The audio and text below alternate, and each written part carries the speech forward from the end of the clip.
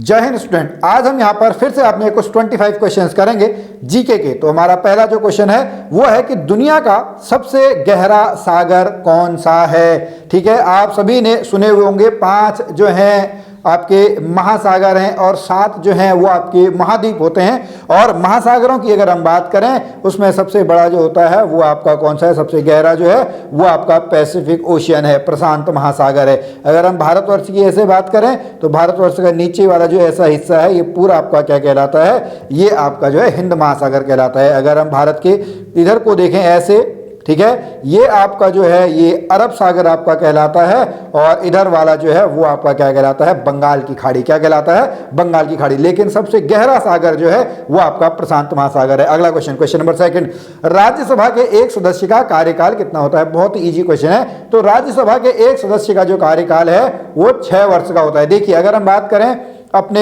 संसदीय व्यवस्था की, संसदीय व्यवस्था में हमारे पास 2 आपके होते हैं, एक होता है लोकसभा और एक होता है आपका राज्यसभा।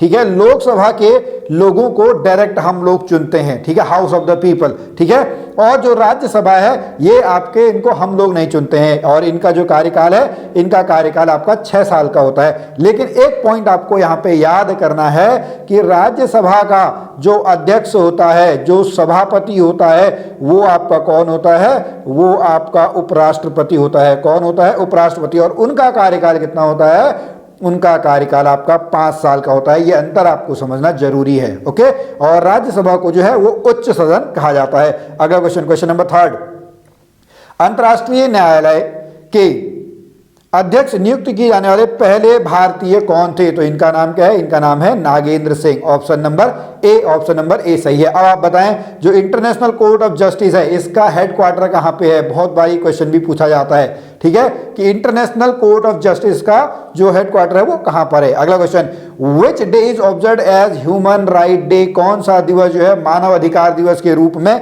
मानव अधिकार दिवस के रूप में मनाया जाता है। तो यह है 10 दिसंबर। क्या है, प्रत्येक वर्ष 10 दिसंबर को जो है वो मानवाधिकार दिवस के रूप में मनाया जाता है। अगला question, India's biggest multipurpose river valley, Bharat की सबसे बड़ी बहुउद्देशीय नदी घाटी परियोजना कौन सी है।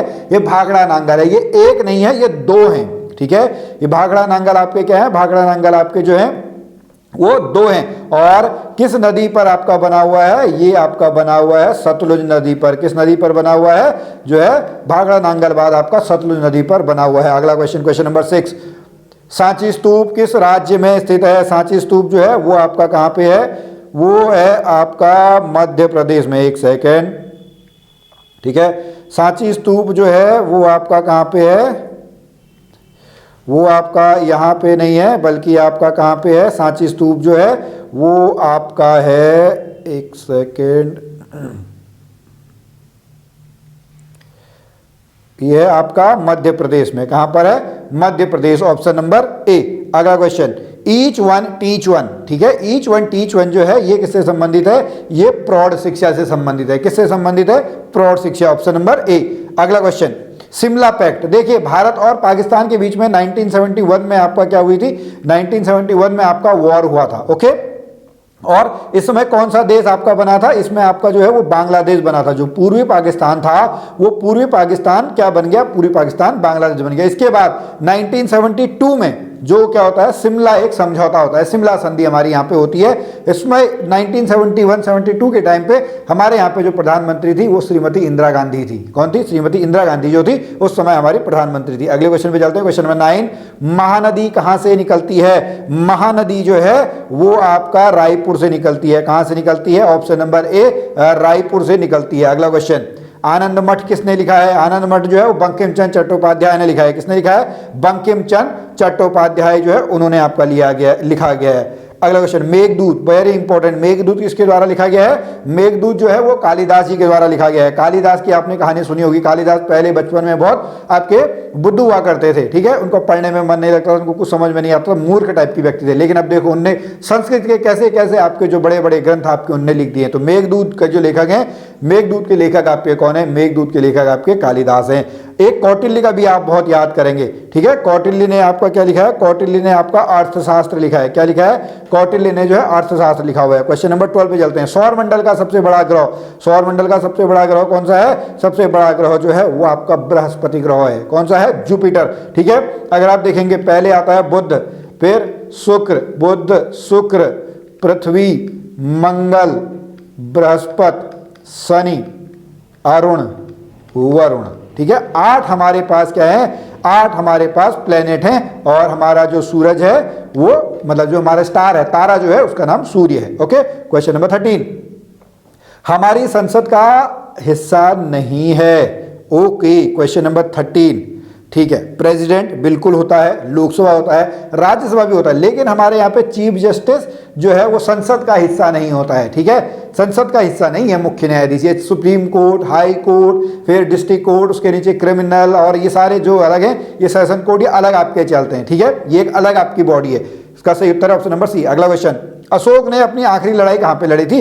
अशोक जो है उसने कलिंग की लड़ाई आपकी लास्ट लड़ी थी। कलिंग उड़ीसा में है, वहां पर उसने इतना रक्तपात देखा कि उसने कौन सा बाद में धर्म स्वीकार कर लिया था?